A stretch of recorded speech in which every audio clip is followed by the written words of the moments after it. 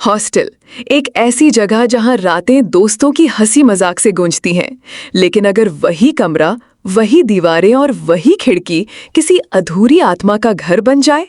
आज की कहानी एक ऐसे ही हॉस्टल की है, जहां आई एक नई लड़की और उसका सामना हुआ किसी ऐसी मौजूदगी से जिसे कभी इंसानों ने धोखा दिया था।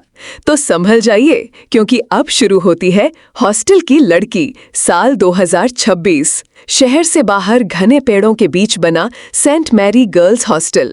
ये हॉस्टल कभी कॉलेज की लाइब्रेरी हुआ करता था, लेकिन बाद में इसे लड़कियों के लिए हॉस्टल में बदल दिया गया। पुरानी इमारत थी, लंबा चौड़ा कॉरिडोर, जर्जर खिड़कियां और हर कमरे में नमी की सीलन। नया सेशन था, ढेर सारी लड़कियां हॉस्टल में शिफ्ट हो रही थीं। इन्हीं में से थी आर्या, मासूम, शांत लेकिन थोड़ी जिज्ञासु। पहली बार घर से दूर पढ़ाई करने आई थी। वार्डन ने उसे तीसरी मंजिल का रूम नंबर 309 दिया। बाकी लड़कियां कानों कान बातें कर रही थीं कि उस मंजिल पर ज्यादा मत जाना, लेकिन किसी ने वजह नहीं बताई। पहली ही रात आर्या अपने बिस्तर पर लेटी थी। कमरे में हल्की ट्यूबलाइट टिमटिमा रही थी। अचानक उसे लगा कमरे के कोने में कोई खड़ा है। उसने आंखें मली, लेकिन वहां सिर्फ परछाई थी। उसने सोचा शायद थकान होगी और सो गई, लेकिन नींद में उसे एक सपना आया। एक लड़की, लंबे काले बाल, सफेद ड्रेस और बिल्कुल फीका चेहरा। वो लड़की उसे कमरे में खड़ी थी और धीरे से कह रही थी, तुम्हें यहाँ नहीं रहना चाहिए। आर्या चीखते हुए उठी। अगली सुबह कैंटीन में उसने अपनी नई दोस्त मीना से ये सब बताया।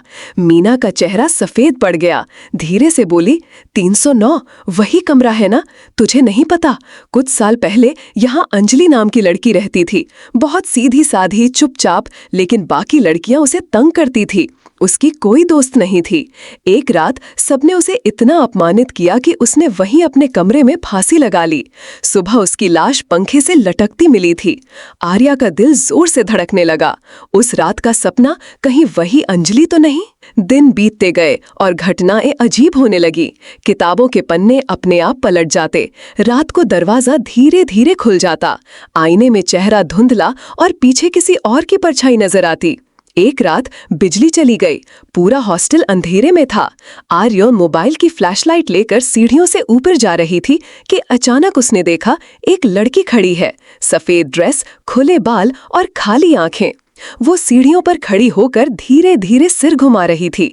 आर्या ने चीख मारी और भागकर अपने कमरे का दरवाजा बंद कर लिया, लेकिन अंदर आकर उसकी नजर दीवार पर पड़ी, जहां खून से लिखा था, ये मेरा कमरा है, निकल जाओ।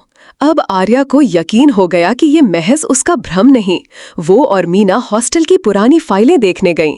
वहां सच सामने आया।